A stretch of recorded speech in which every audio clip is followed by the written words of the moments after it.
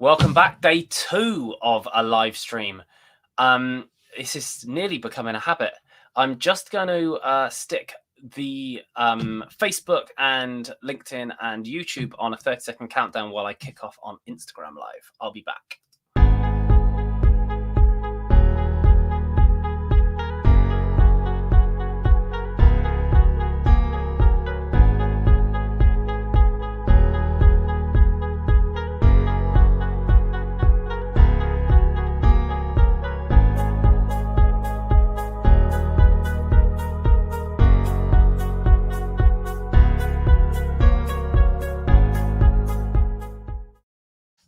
Welcome back, guys. I think everyone is here and together if this is working. I mean, there is no one watching, but, you know, let's pretend that there is. All kinds of exciting plans for this live streaming. Actually, what we're learning is it's really interesting that we are using this as a way to come up with great content ideas, and then ones that resonate live, we might make into proper actual videos that we put a full production process into. Anyway, today I want to talk about something that I've been doing a lot of work and thinking on over the last month or so, which is about why people should start thinking about their podcast as a standalone startup rather than just as marketing content or a marketing activation or a tick box way to share their story.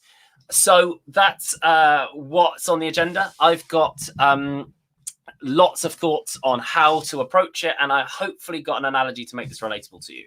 So where does this come from? I see so much stuff on LinkedIn specifically, but also in conversations with people about why do I see so much stuff about return on investment, or, you know, it's got to wash its own face, or, you know, how much does it cost? How can we make it cheaper? Oh, we've got a tight budget. We want to do purposeful work. That's the new thing, isn't it? We've got to do something purpose driven.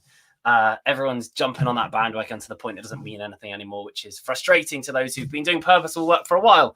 But yeah, so I see all this kind of stuff, and then I have conversations with people about their podcast, and they're just hobbyists. They're just messing around. Like, in fact, I've got a call with someone today who shall remain nameless, whose podcast is dreadful. You know, they're all into this and that, and they've got this great business and it's shiny, and, you know, I'm the CEO of this and that, and their podcast is like, doesn't add up. It's a joke.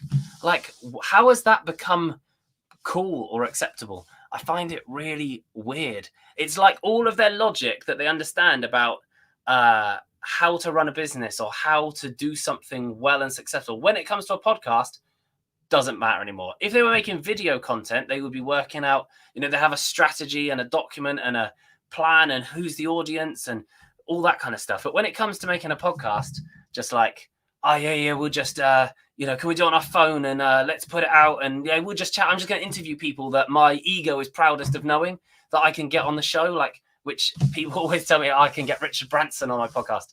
Oh yeah, cool. I can't tell you how many times I've heard someone tell me they can get Richard Branson on their podcast. I mean, it's hilarious. And I only know one person who could actually pull it off. And she hasn't done it yet because she doesn't really even want to ask him because he's kind of introvert and doesn't want to do that kind of thing. But yeah, that whole, I'm just going to interview. And then what comes out is a long list of people their ego is proudest of knowing. That thing's kind of frustrating. That's not really a podcast. It's just become a slang term for that activity, and there's no logic behind it. So what I want to do today is talk about 3 things that you can do to reshape how you look at your podcast so it can become like a little mini startup in itself.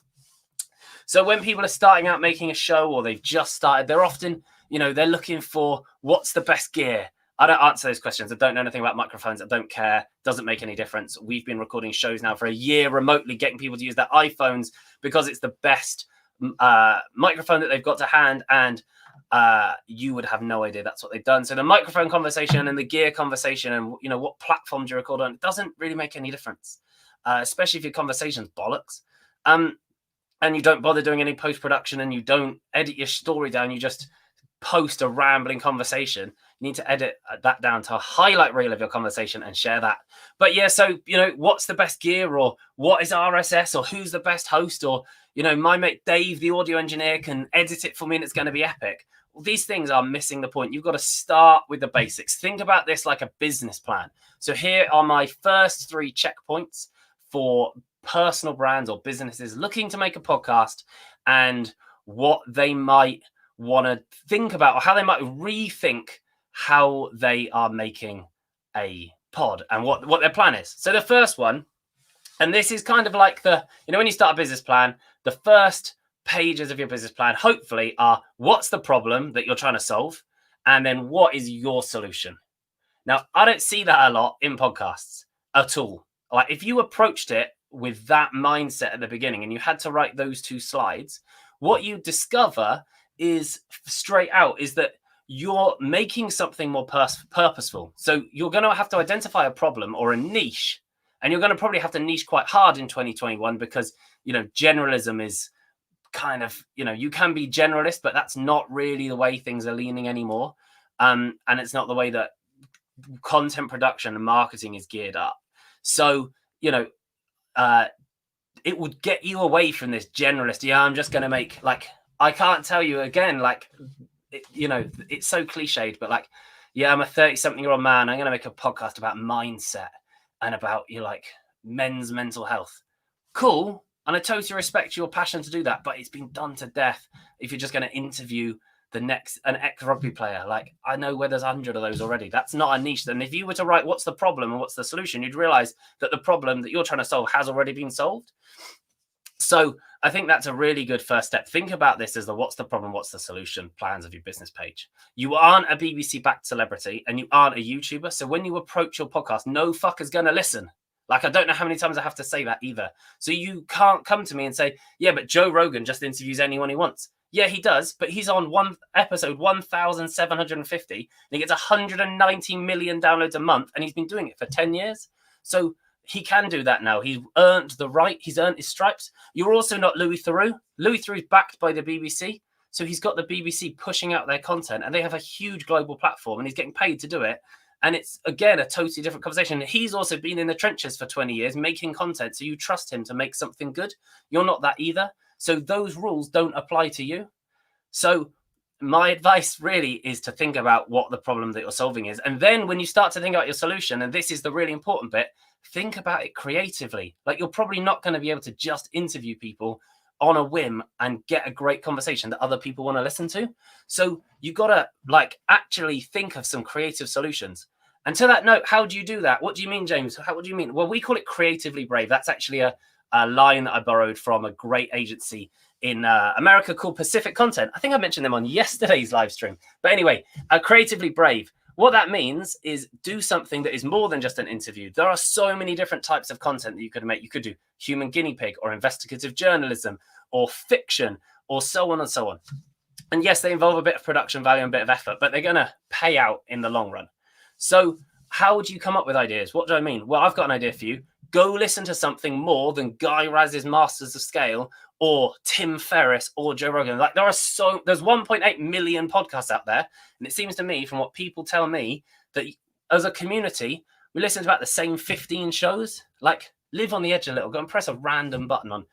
Every day for the next week, go on to the Apple Podcasts homepage, Discover page, and without any prejudice or ego, just press a button and listen to the show. You never know what you might find out. I always tell people to go listen to Call Her Daddy, the podcast. People think it's for all sorts of reasons, but she is absolutely brilliant, and it's creatively brave. She sits and she talks for 20 minutes and knits these amazing stories. It's not complex. The production value is low. She edits it herself, but she's doing something different. So I actually saw a great post on LinkedIn yesterday that made me think about this, where it said the advice was look at what everyone else is doing and go in the opposite direction. And I think now in podcasting, that's something that people have really got to take seriously. So to wrap that section up as my first point, be creative. Lazy interviews aren't going to work, and think about what's the problem and what's the solution.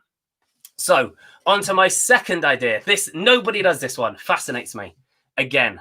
So another massive important page on your business plan, and it's one I find the hardest to write and that your investors love. That is the target market page. And what are your user personas? What are your users, if you're building a tech product, but what's your client persona? Who's your audience? like, again, classic. I get people all the time. They come and they tell me about their podcast and what their plans are, and it's, I'm going to do this and I'm going to do that, and I want to do this and I know this and I know that. Like, cool, but no one gives a fuck. Like, no one cares. So what? And I've tried explaining this through the so what rule, and people don't seem to get it. So I'm going to do it. My suggestion is, think about this from a business plan perspective. Who's your target market? And ask yourself these questions. Who's going to listen to this podcast? And this is a great one. Time and time again, I say to people, would you listen to your podcast? Yeah. No. Come on, mate. If you're not going to listen to it, no one else is going to. Like, I don't know if you've heard of monkey spheres, but it was a thing that we had. Like, I heard about it when I was at uni. Monkey spheres says that you've probably got about 10 mates that surround you. And if you meet a new friend, you probably drop someone else to bring them in. So like, the idea is that you have a sphere of 10 monkeys around you.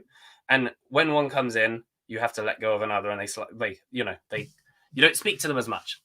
The same thing, I think, is true of podcast listening. You probably only listen to 6 or 7 podcasts at a time. So this audience, who are they, and how are you going to convince them for your show to be in their sphere rather than someone else's show? And if you don't know who they are and where they are, how are you going to reach them? Why are they going to listen? What is that compelling why? So when you look at your target market and you understand where they hang out, what they do, what they're interested in, why they're going to pick your show over another show, all of these things are going to inform your creative. They're going to inform the quality of your show. And fundamentally, you've actually starting to build up a plan. Now we've got what's the problem, what's the solution, and who's my target audience, where do they hang out, and what do they look like? These are same in a business plan, same in your podcast plan.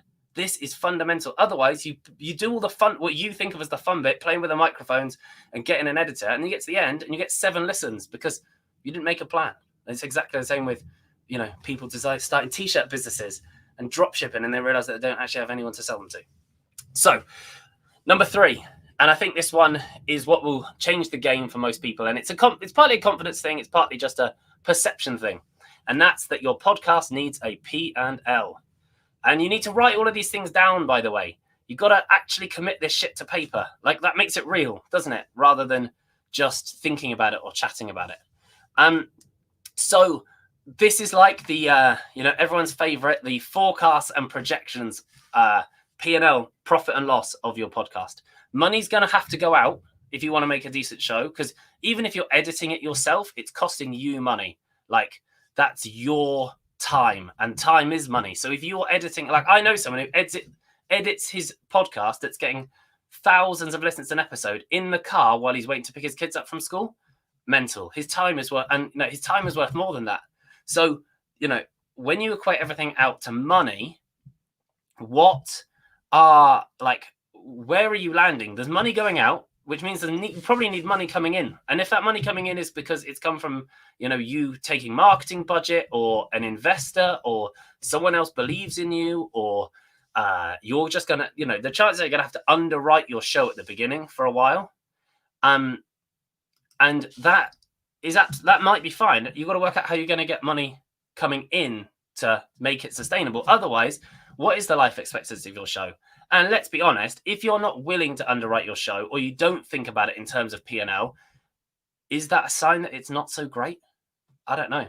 Like, maybe it is, maybe it isn't. Maybe you've got a plan. Maybe you need to test the market. Like, I'm making these live streams, for lots of reasons. One is, does it work? Are we good at this? Can I do this? Is this interesting? Is this the right format?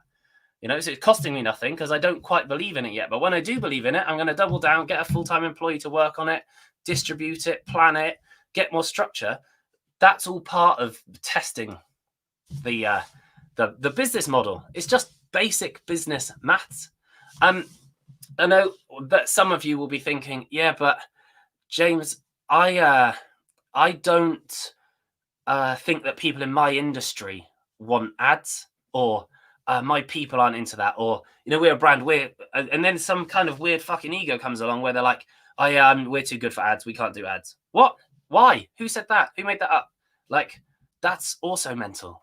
And there's lots of ways to monetize. You could use Patreon, so you get people to contribute to you as a creator fund, or you could use ads, or you could do brand partnerships, or you could speak on behalf of someone else, or you could partner with another company, or you could become the voice of another brand who can afford to pay. or you could do pay per episode, or you could put a fee behind it. Like, there are so many ways that you can generate money through a podcast. And I think another huge one which is a topic totally for another day, but is to think about your podcast as a brand and not just an audio experience. So like, how are you going to diversify to other formats? How are you going to make where's the Netflix commission? Where's the BBC show? Where's the book deal? Where's the film? Where's the stage show? Where's the computer game at the back of your podcast? Where's the merchandise line? Where's like all those different things like that it spins off from to help you generate revenue? Otherwise, how is this whole thing sustainable? And even if you do get to the point where you've got lots of fans, how do you think you're going to make money? Like, say you get it to 10,000 listens, but you don't do ads. What? How is it going to work? How are you going to make money? There's got to be some kind of spin up from there. So if you're someone who's thinking, I want to make one for the business, but the business can't do collaborations, no one else will pay. Well, you need to rethink how your podcast is going to work. Like, maybe you need to come from a personal brand perspective. Like, I would absolutely take ads on this show because I know that people don't mind ads. I know that Joe Rogan gets 190 million listens a month. And that means 190 million people put up with his 8 minutes of ads at the beginning of his podcast, and they come back for more. So I know it's not a massive problem. I know actually brand sentiment, or like the sentiment from advertising in podcasts, like 67% of people, I think, say they have positive experience from hearing ads in podcasts. So it's actually a really positive thing to do, and it builds audience and it can help you get into new spaces. Like, otherwise I just don't see how it's sustainable. So coming back to where we started this, profit and loss, what money's going to come in? How is that money going to come in? Where is it going to come in from? Why? And then, it might be I've been through some ideas, but it might also be ticketed live events. There's all sorts of things it could be. And then how are you going to spend that money, and what are you going to spend that money on at scale? You probably need an editor. You definitely need an editor. And you probably need a producer. And you probably need some kind of strategist who can act like the CEO of your business. Who can act like the CEO of your podcast, who can turn it into a mini startup, and they can think like the CEO. That would be a really good place to start. Right, that's probably it for today. I hope that's useful. To recap those 3 things: be more creative, define your listener audiences, and write a P&L for your show. Sound Advice goes live Tuesday, Wednesdays, Thursdays, 9:30 in the morning.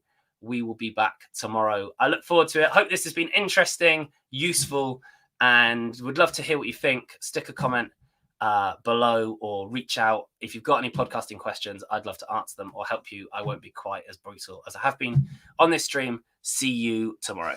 Cheers. Bye.